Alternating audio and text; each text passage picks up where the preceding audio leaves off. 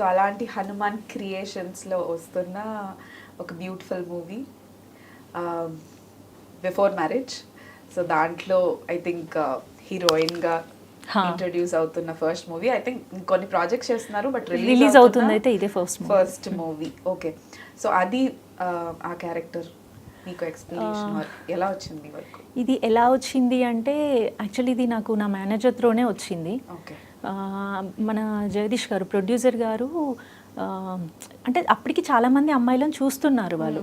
Main లీడ్గా దీంట్లో చాలా pain ఉంటుంది, అంత పెయిన్ చూపించగలగాలి అమ్మాయి, అంత ఎక్స్ప్రెసివ్ అయి ఉండాలి అని చెప్పేసి చాలామంది ఇతర భాష నుంచి చాలామంది అమ్మాయిలను చూస్తున్నారు.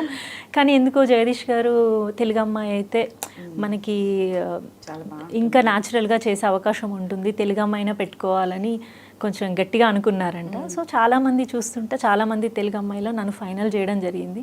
సో ఇది కూడా నేను బ్లెస్డ్ ఈ విషయంలో కూడా వెరీ బ్లెస్డ్. అంటే మన మూవీస్లో కూడా తెలుగు హీరోయిన్స్ ఉండట్లేదు అనుకుంటూనే బట్ మనం వెతకడం కూడా అలాగే వెతుకుతున్నారు.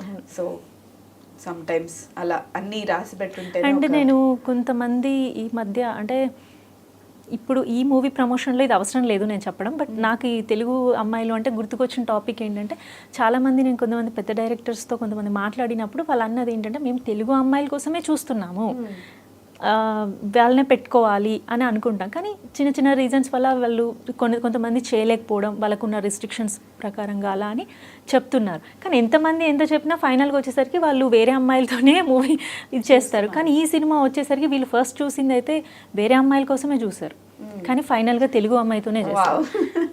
సో ఇది నాకు గ్రేట్ అనిపిస్తుంది, రాసి పెట్టుంది. జగదీష్ రెడ్డి గారికి నిజంగా థ్యాంక్స్ చెప్పుకోవాలి. ఓకే.